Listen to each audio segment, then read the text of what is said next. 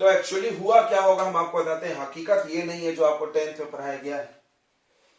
10th में आपने पढ़ा है कि लाइट रे आई और यहाँ बीच तक पहुंची, उसके बाद बेंड हो गई।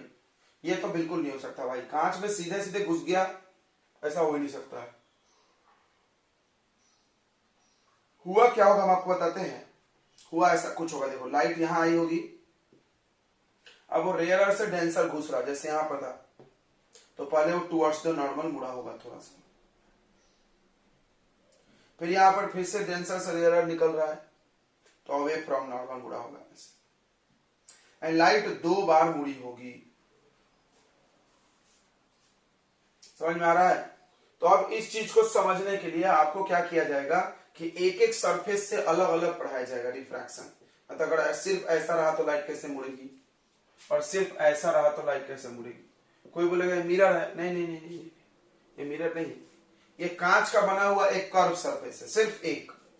तो लेंस में 2 स्फेरिकल सरफेस होता है। लेंस में कितने सरफेस होते हैं? 2 स्फेरिकल सरफेस मिला दो लेंस बनता है। अब पढ़ाया जाएगा आपको एक एक अलग, एक सरफेस रहता तो क्या होता, ए रहता तो क्या होता, फिर मिलाया जाएगा उसको। क्लियर हो गया। तो 10th में आपको कम पढ़ाया जाता है, कंफ्यूजन नहीं हो। आपको बोलेगा सर ये 10th वाला गलत है क्या? नहीं नहीं नहीं, सही है ये भी। कोई बोला कैसे कैसे? तो हुआ क्या, ध्यान से समझते हैं। लाइट यहां भी मुड़ी, तो यहां भी कुछ मुड़ी, यहां भी कुछ मुड़ी, देखो ये। तो अब हम क्या किए, एक आइडिया बनाए। ये काम करो कि लाइट को यहां तक सीधे लाओ और डायरेक्ट यहां मोड़ दो।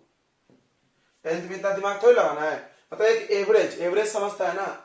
जैसे निकली यहीं पे लाइट, तो लाइट गई और मुड़ के यहां निकली है, तो हमने 2 बार नहीं मोड़ कर क्या बोला, एक काम करो तुम बीच पे ला लो सीधा सीधा और बीच से मोड़ दो। लाइट इंसिडेंट रिफ्रैक्टेड, कोई दिक्कत नहीं है, कोई दिक्कत नहीं है। समझ में आ रहा है कि नहीं आ रहा है? बिल्कुल। मतलब यहां पर भी ऐसा, ये बीच वाला मिटा दो, यहां घुसी यहां निकली, बात खत्म। बीच की कहानी उन्होंने गोल कर दिया अपने को। क्यों भाई, 10th है वो, उतना ज्यादा नहीं पढ़ा सकते वहां पे, लेकिन अभी आपको पढ़ना है, ठीक है। तो अभी आपको एक एक सरफेस का अलग अलग पढ़ाया जाएगा। तो कॉनकेव सरफेस, कॉन्वेक्स सरफेस सबका पढ़ेंगे।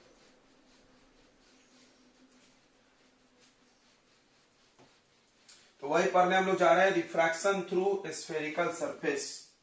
ध्यान से देखेंगे।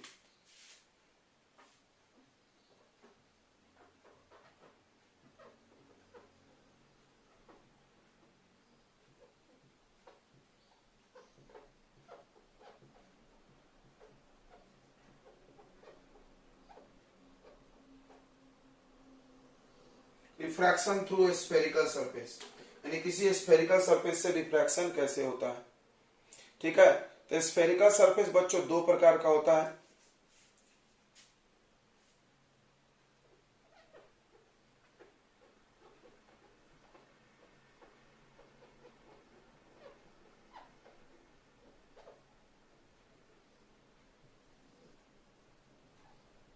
पहला कॉनकेव स्फेरिकल सरफेस, दूसरा कॉन्वेक्स स्फेरिकल सरफेस।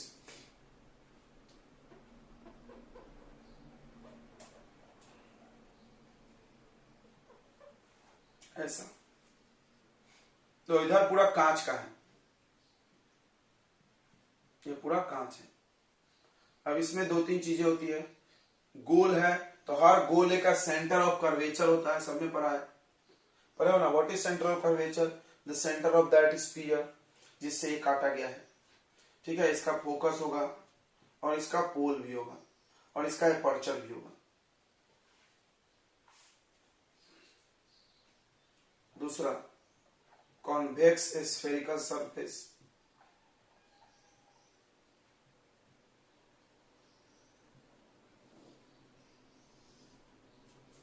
ऐसा होगा, समझ गया ना। ये पूरा कांच का है। इधर मिरर नहीं है, मिरर नहीं है ये। मिरर में क्या होता है कि लाइट जाके वापस आती है, इसमें वापस अंदर जाएगी। ये कांच है, ठीक है। इसका सेंटर ऑफ कर्वेचर किधर चला जाएगा? इधर चला जाएगा।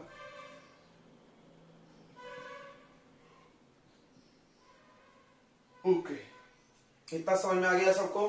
2 प्रकार का स्फेरिकल सरफेस है, कॉनकेव, कॉन्वेक्स। ओके।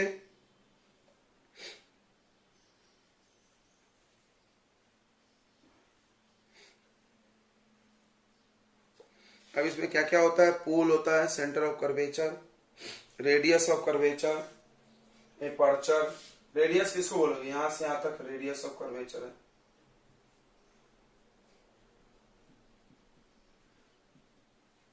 ये एपर्चर है, इसका एपर्चर समझ रहे हैं, लेंथ। यहां से यहां तक को क्या बोलेंगे हम लोग, एपर्चर।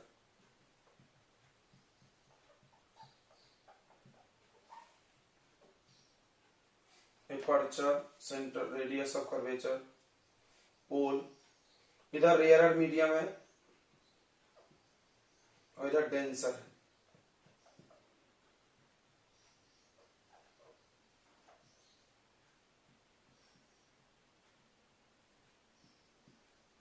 Rare, denser, okay. अब हम लोग एक एक का रिफ्रैक्शन पढ़ेंगे कि इसमें लाइट गई तो कैसा होगा, ठीक है। नोट कर लिया आपने। तो पहला हम लोग पढ़ने जा रहे हैं refraction through concave spherical surface.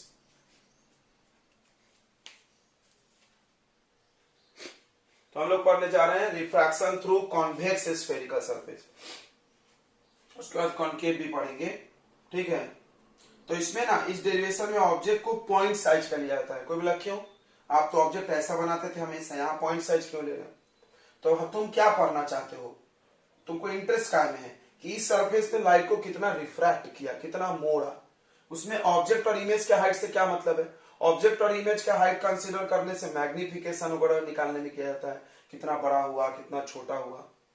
हम उसमें इंटरेस्ट नहीं है कि ऑब्जेक्ट कहाँ रखे तो इमेज कहाँ बनेगा। बात यह होनी चाहिए कि कितना रिफ्रैक्ट हुआ लाइट, कितना ज्यादा मोड़ा इसने, ठीक है। समझ में आ रहा है। तो हम लोग सिर्फ लाइट के बेंडिंग को समझना चाहते हैं, रिफ्रैक्शन को समझना चाहते हैं। तो ऑब्जेक्ट और इमेज के हाइट से कोई मतलब नहीं है, इसीलिए हम लोग क्या कर रहे हैं,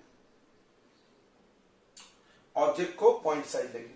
तो let a point size object O is placed यहाँ पे, ठीक है। और इधर एक मीडियम है जिसका रिफ्रैक्टिव इंडेक्स है μ1 और ये μ2। और ऑब्वियसली μ2 ज्यादा है किससे, μ1 से, मतलब ये डेंसर है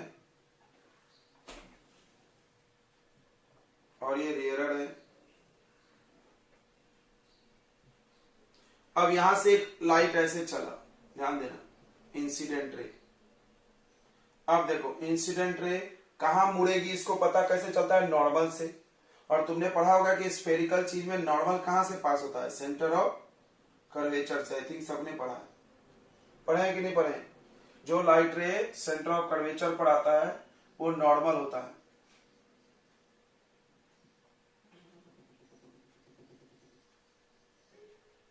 ये हो गया आई, एंगल ऑफ इंसिडेंस,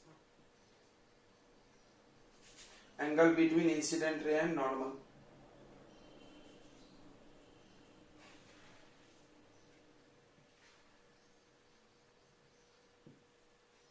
अब लाइट ऐसे जाना चाहिए, लेकिन वो किधर मुड़ेगा, towards the normal, towards the normal मुड़ के ऐसा, ऐसे जाना था लेकिन जाएगा नहीं, ये आगे कहीं मिला यहां पे। ये इमेज बना पॉइंट साइज, ठीक है। सबको समझ में आ रहा है। आर, आर क्या होगा, ये होगा r, angle of refraction, okay. अब यहां से परपेंडिकुलर आप चाहो तो ड्रॉ कर सकते हैं, यहां पे नहीं भी ड्रॉ करोगे तो कोई दिक्कत नहीं है। चलो अब हम लोग क्या मान रहे हैं, इतना समझा। एक पॉइंट साइज का ऑब्जेक्ट है, एक पॉइंट साइज का इमेज बना, यहाँ पे लाइट रे रेयर से डेंसर गया तो टुवर्ड्स द नॉर्मल मुड़ा, मुड़ता ही है, कोई नई बात नहीं है। नॉर्मल कहां से बनाया हमने, सेंटर ऑफ कर्वेचर से।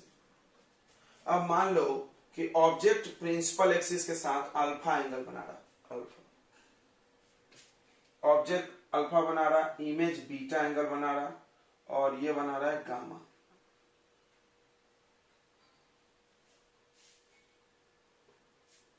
ठीक है, centre of curvature gamma angle बना रहा, इससे जो लाइन हमने खींचा। तो हमने बोला था कि हर डेरिवेशन की शुरुआत स्नेल्स लॉ से होती है। ये एक बहुत इंपॉर्टेंट ट्रिक है, मतलब आप कोई डेरिवेशन का स्टार्टिंग नहीं भूलोगे। आप स्नेल्स लॉ से स्टार्ट करें, according to Snell's law sine i upon sine r equal to mu two one, बराबर है, म्यू टू वन। ओके, अब एक चीज सुनेंगे, यहां पर इस चैप्टर में ऐसा किया जाता है कि जब एंगल बहुत स्मॉल हो तो ट्रिग्नोमेट्रिक रेशियो हटाया जा सकता है या दूसरा कुछ लगाया भी जा सकता है, याद रखना ऐसा। फॉर ए स्मॉल एंगल के लिए बच्चों साइन आई किसके लगभग इक्वल हो जाएगा, आई के, और साइन आर लगभग इक्वल हो जाएगा आर के, ठीक है। आर को आर, ये ऐसा हो जाएगा i upon r equal to mu two one. इसको क्रॉस कर दो तो आई इक्वल टू क्या आ जाएगा बच्चों, यहीं पर लिख देते हैं, i equal to mu two one into r.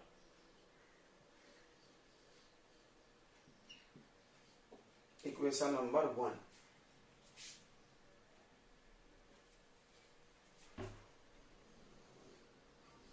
अब इस डायग्राम से आपको आई और आर का वैल्यू निकालना है। देखिए पहला हम लोग ट्रायंगल ले रहे हैं AOC। इन ट्रायंगल AOC को ध्यान से देख लो, AOC, ये देखो ये एक्सटीरियर एंगल है, तुमने पढ़ा होगा ये सब कहानी बचपन में। किसी भी ट्रायंगल का जो बाहर का एक एंगल होता है, पढ़े बाहर का जो एंगल होता है वो अंदर के दो एंगल का सम होता है। तो यहां से i equal to alpha plus gamma आ जाएगा, ठीक है। आई इक्वल टू क्या आ जाएगा, अल्फा प्लस गामा। इसको हम यहां पे पुट करेंगे एंड अब देखो, अब इस ट्रायंगल में आ जाओ, आर चाहिए हमको, तो ACI ऐसा ट्रायंगल है। देखो यहाँ आर है, यहाँ गामा है और यहाँ बीटा है। तो कौन एक्सटीरियर है, गामा।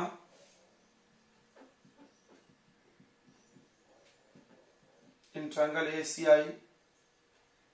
ACI में gamma equal to r plus आई,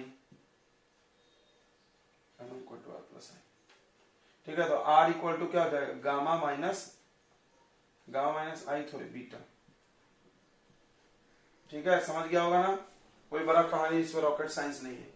ये एक्सटीरियर एंगल है, ये दोनों का सम, ये एक्सटीरियर है, इन दोनों का सम, आर का वैल्यू निकालिए। ये दोनों वैल्यू को पुट करो, पुट इन फर्स्ट, यहां पुट कर दो, ठीक है।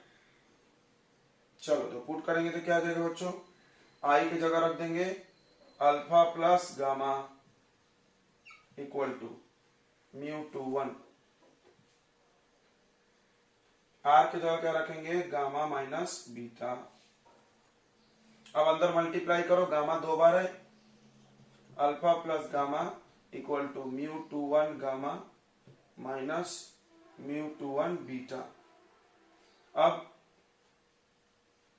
इसको इधर ले जाओ, इसको इधर लाओ, तो alpha plus mu two one beta equal to mu two one gamma minus gamma. क्यों, गामा कॉमन लेना अपने को,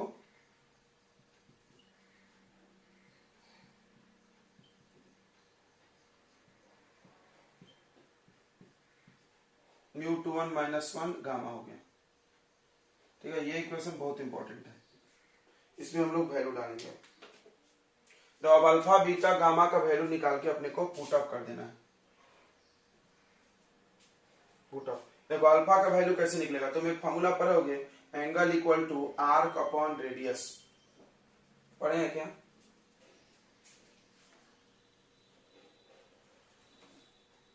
तो आपने एक फॉर्मूला पढ़ा होगा, angle equal to arc upon radius. कुछ लोग यहां के बाद ऐसे भी बनाता है कि यहां पर आप एक परपेंडिकुलर डाल दो और ये एंगल छोटा है, देखना ध्यान से, ऐसे बनाया जाता है कि छोटा एंगल है तो इसमें tan लगा लो, अल्फा में भी tan, बीटा में भी tan, गामा में भी tan। तो tan अल्फा का वैल्यू निकाल लेते हैं। तो क्या आ जाएगा an अपॉन ओ एन, आगे ना परपेंडिकुलर अपॉन बेस, और हम लोग क्या करेंगे ओ एन को ओपी लिखेंगे। वो बहुत घिस है, डायरेक्ट तुम समझे, थोड़ा समझोगे तो अच्छा रहेगा। तुम पढ़ोगे कि आर्क पढ़े हो कि नहीं, angle equal to arc upon radius, एक फॉर्मूला पढ़ोगे 11th में ही पढ़ा, बहुत इंपॉर्टेंट फॉर्मूला हो, सबने पढ़ा होगा। कोई आर्क है तो लगभग यहाँ पर एपी आर्क है, एपी क्या है आर्क। कोई बोलेगा सर उल्टा है, अबे तो क्या फर्क पड़ता है, यहाँ तुम परपेंडिकुलर ड्रॉ कर लो ना, आर्क वैसे भी ले सकते हैं। समझ रहा है मेरी बात? अगर आपको ज्यादा प्रॉब्लम है तो आप tan करके निकाल लो, ठीक है, tan थीटा से। तो angle equal to arc upon radius अगर हम लगाएंगे तो अल्फा का वैल्यू निकल जाएगा। देखो आर्क कौन है एपी, अपॉन क्या आएगा ओपी। इसको हम लिख सकते हैं एपी अपॉन माइनस यू, बिल्कुल ये क्या है यू है और इधर साइड है तो माइनस होगा। ऑब्जेक्ट डिस्टेंस, और ये क्या है बच्चों सेंटर ऑफ कर्वेचर की दूरी क्या होती है आर, और ये प्लस होगा इधर है तो, और ये इमेज डिस्टेंस है ये भी प्लस होगा भी, सही है। तो अल्फा का वैल्यू आ गया। अब बीटा का बताओ, बीटा का देखो, बीटा तो बहुत अच्छा है, ये देखो ऐसे वाला आर्क अपॉन रेडियस, बताओ क्या आएगा एपी अपॉन पी आई। फिर गामा देखो, गामा भी आएगा एपी अपॉन पीसी।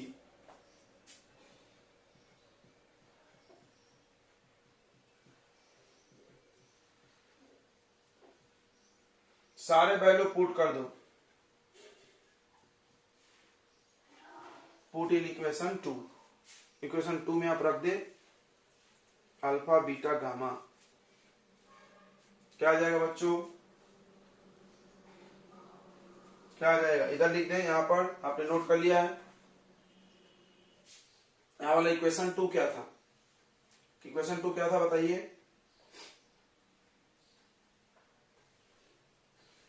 क्या था equation 2, alpha plus mu 21 into beta equal to mu 21 minus 1 into gamma. क्या था क्या इक्वेशन 2,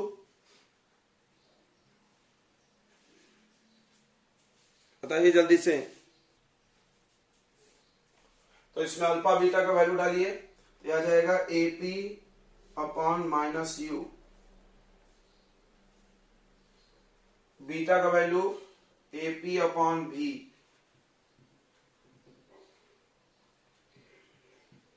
गामा का वैल्यू एपी अपॉन आर। तो एपी एपी एपी कॉमन निकल के कट जाएगा, ठीक है, हम डायरेक्ट काट रहे हैं, कॉमन लेना फिर काटना। तो आ रहा है क्या, इसको पहले लिख दीजिए प्लस में माइनस में, तो म्यू 21 अपॉन भी minus 1 by u equal to mu 21 minus 1 by r. बहुत बढ़िया, खूबसूरत, समझ में आ गया। ये आपका आ गया रिफ्रैक्शन थ्रू स्फेरिकल सरफेस यानी कॉन्वेक्स सरफेस का फॉर्मूला। मतलब ध्यान दो, काय पर रिफ्रैक्शन डिपेंड कर रहा है, काय पर रिफ्रैक्शन डिपेंड कर रहा है, इमेज की दूरी, ऑब्जेक्ट डिस्टेंस, मतलब जितना ऑब्जेक्ट ज्यादा दूर रखोगे इमेज डिस्टेंस उस हिसाब से आएगा, और म्यू 21 पे भी, यानी ये मीडियम और ये मीडियम का रिफ्रैक्टिव इंडेक्स पे भी डिपेंड कर रहा है, ठीक है, कोई दिक्कत नहीं है, आगे बढ़ा जाए। अब इसी को हम लोग कॉनकेव स्फेरिकल सरफेस में भी प्रूफ करेंगे, ये कॉन्वेक्स का हो गया, आप नोट कर ले।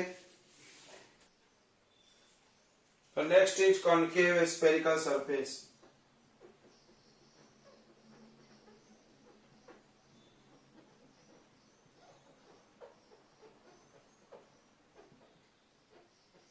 ठीक है, कॉनकेव ऐसा होता है, देखें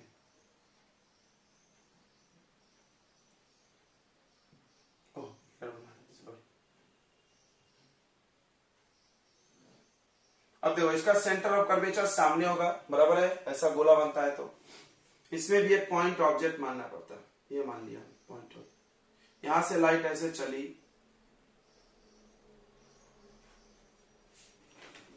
अब इसका नॉर्मल ध्यान देना, नॉर्मली पूरा खेला बनाता है बच्चों, पूरा ऑब्जेक्ट को दूर मान।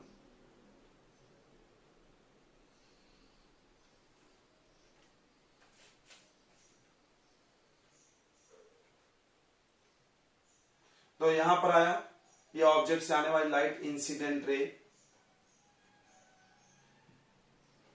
बराबर है, ये μ1 है, ये μ2 है। अब नॉर्मल बनाते हैं। नॉर्मल कहां से आती है? सेंटर ऑफ कर्वेचर से।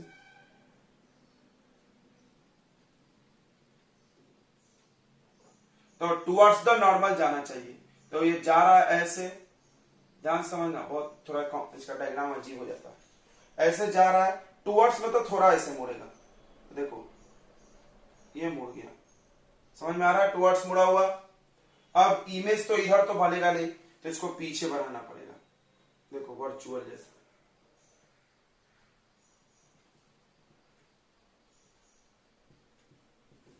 समझ में आ गया? डायग्राम किच हो गया क्या? फिर से बना दें, फिर समझ गया? सभी लोग बताएगा समझ गया क्या? अलग अलग पेन का इस्तेमाल कर देखिए।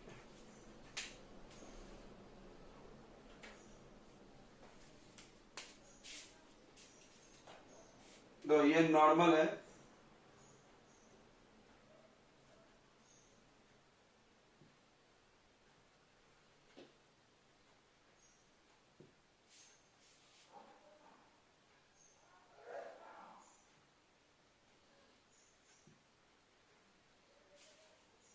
ठीक है, नॉर्मल, ओके।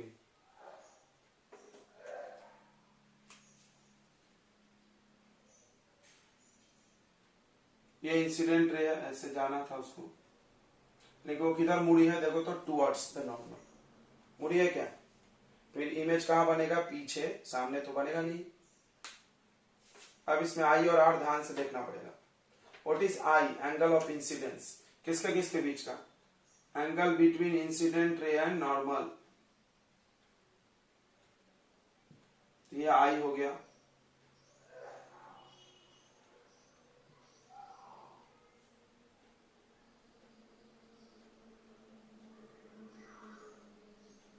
और आर, आर क्या होता है? Angle between refracted ray and normal, r, ये आर है। इधर हम आपके लिए अच्छा सा डायग्राम बना देते हैं।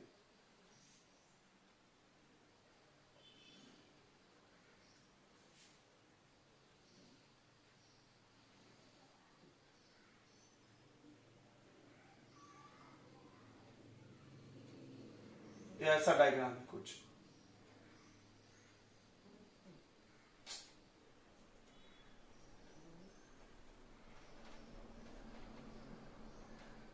तो ये सी है, ये आई है, ये ओ है, ठीक है। अब इंसिडेंट रे अल्फा एंगल बना रहा, रिफ्रैक्टेड रे है ना, तो बीटा बना रहा, और नॉर्मल कितना एंगल बना रहा? गामा। ये हो गया अल्फा, बीटा और गामा। आई, ये नॉर्मल है बच्चों, ये नॉर्मल है, ध्यान दो, सारे एंगल नॉर्मल से नापे जाते हैं, बराबर है कि नहीं? ये डायग्राम को यहाँ अच्छा नहीं हो रहा है क्योंकि ज्यादा झुका हुआ है। अब आप चाहते हो वैसा बनाना, तो ये मिरर बड़ा बना, सॉरी ये सरफेस, और आप चाहते हो वैसा डायग्राम, तो सरफेस को ऐसा थोड़ा बड़ा ले लो, फिर लाइट ऐसे जाएगी तो बराबर थोड़ा ऐसा दिखेगा। तो ये हो गया एंगल ऑफ इंसिडेंस आई, और ये हो गया आर। तो ये आर हुआ तो वर्टिकल अपोजिट से यहां भी ये आर हो जाएगा, देखो ये लाइट और ये लाइट कट रहा है ना जाके।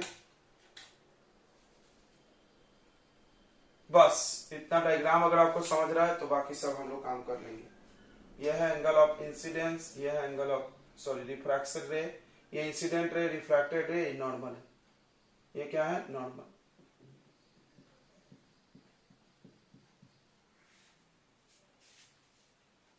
डायग्राम समझ गया बच्चों? जल्दी बता दो, आगे बढ़ते हैं हम फिर। आ गया समझ में डायग्राम? चलिए, तो इसका भी डेरिवेशन की शुरुआत पिछली बार जैसा ही करेंगे। स्नेल्स लॉ लगाइए।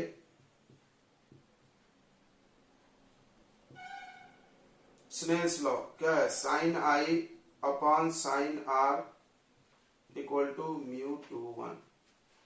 अब यहां पर भी फॉर स्मॉल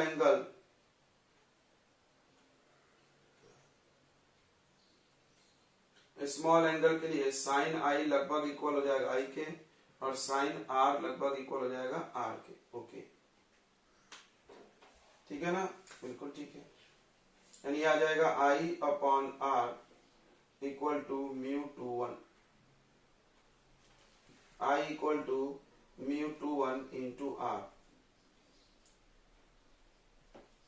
अब यहां से आई और आर का वैल्यू चाहिए, एक एक ट्रायंगल पकड़िए, आई आर निकालिए। तो आई वाला एक ट्रायंगल पकड़ो, अरे यहाँ क्या है, ए नाम है, तो ए सी ओ, इन ट्रायंगल ए सी ओ, देख लो ए सी ओ, इसमें एक्सटीरियर एंगल कौन है, gamma, gamma equal to i plus alpha,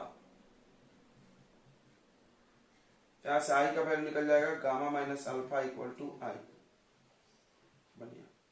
अब आर देखो, आर ये छोटे वाले में है ए सी आई, इन ट्रायंगल ए सी आई, ए सी आई दिख रहा है छोटा सा, बिल्कुल। उसमें भी गामा एक्सटीरियर एंगल है, gamma equal to i plus beta,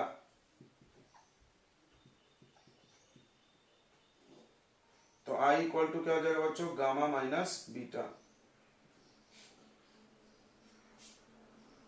अरे आई नहीं है, sorry, gamma equal to i नहीं, आर प्लस बीटा होगा, आर का वैल्यू निकल जाएगा गामा माइनस बीटा।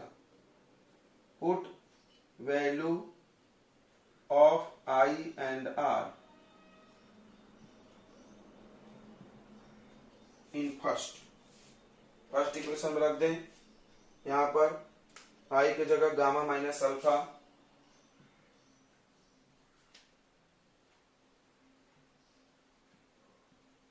और आर की जगह गामा माइनस बीटा।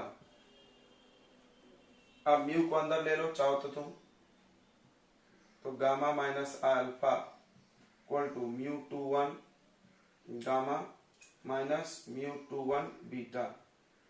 अब क्या करोगे, इसको इधर ले जाओ और इनको इधर लाओ, पिछली बार भी यही किया था हमने, बराबर। तो mu two one into beta minus alpha इधर, क्यों, गामा कॉमन लेने के लिए, mu two one gamma minus gamma, सही है। तो आ गया mu two one beta minus alpha, और यहां आ गया mu two one minus one into gamma. खूबसूरत, जबरदस्त, बस यहीं तक मेन है, इसके बाद कुछ भी मेन नहीं है। इसके बाद वही फॉर्मूला लगेगा, angle equal to arc upon radius, सबकी दूरी बता दे, ये दूरी है रेडियस ऑफ कर्वेचर, माइनस में होगा, सब माइनस में होगा सामने, इमेज दूरी माइनस बी, ऑब्जेक्ट दूरी माइनस यू, ठीक है, ध्यान रखें सब। यहां म्यू वन लिखते हैं,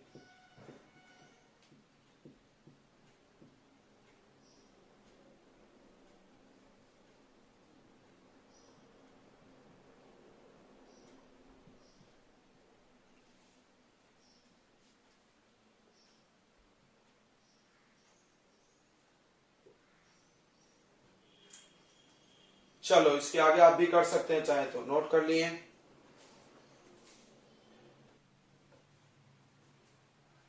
ठीक है बच्चों, तो इसके बाद जो हम लोग सेकंड इक्वेशन के बाद फिर से कर लेंगे, कैसे, या एंगल का फॉर्मूला लगाएंगे आर्क बाय रेडियस, पिछली बार भी किया था हमने।